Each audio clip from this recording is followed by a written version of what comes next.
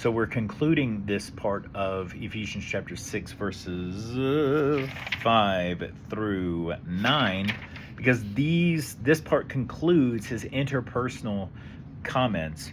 And so part of this is, you could think, oh man, this really doesn't relate to me. And here's why. Because he starts out by saying, slaves, be obedient to those who are your masters according to the flesh, with fear and trembling, in the sincerity of your heart, as to Christ. And you're like, well, I'm not a slave. I don't have any slaves. So Paul, this doesn't apply to me. But I heard a pastor say, let's just swap it.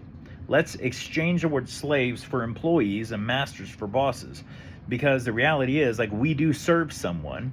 We work at the pleasure of our boss or at the service of our boss. And so while we're not slaves or servants, we are serving the company that we work for. They pay us to do a job. And so we are serving this company and providing our own intelligence, our talents and abilities to benefit this organization. So read it that way and see if you kind of feel like, hey, maybe it does apply to me a little bit. Employees, be obedient to those who are your bosses according to the flesh, with fear and trembling, in the sincerity of your heart, as to Christ. I've always told people, hey, you don't work for a paycheck. You don't really work for this company, this boss. You work for Christ. And so we work as unto the Lord.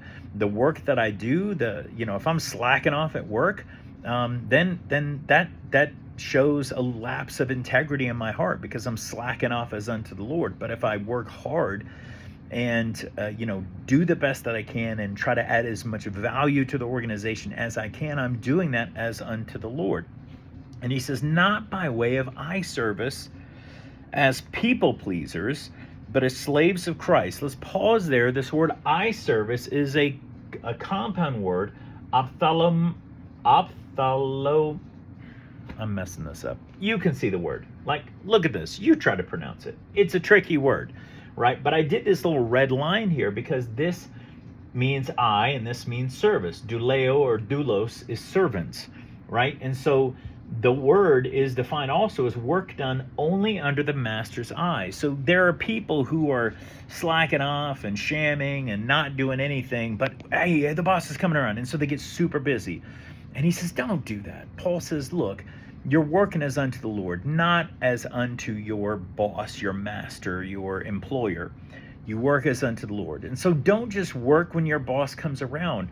Be productive and benefit the organization, benefit your boss. And one of the things that I think is a great prayer is every single day, Lord, help me do my job in such a way that makes my boss look good.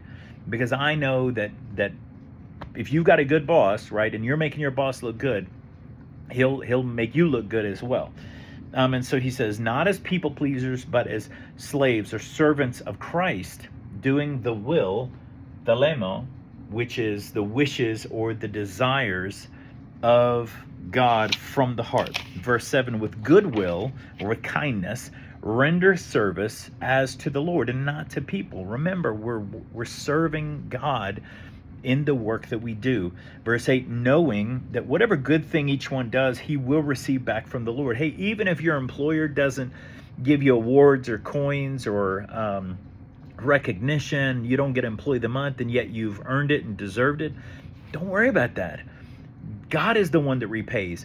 If your employer repays you, you've received your reward. How much more should we desire to not receive awards, to let other people have the spotlight and other people receive accolades? Because we know that when we serve and don't get rewarded, the Lord will reward us as well. He ends verse 8 by saying, whether slave or free, and masters or lords or employers, bosses, do the same things to them and give up threatening each other. Nobody wants to come to work with a boss who's like, shape up or I'm going to fire all of you. Don't threaten people. If they do their job, reward them. If they don't do their job, let them go. Verse 9, halfway through, it says, knowing that both their master and yours is in heaven, and there is no partiality with him.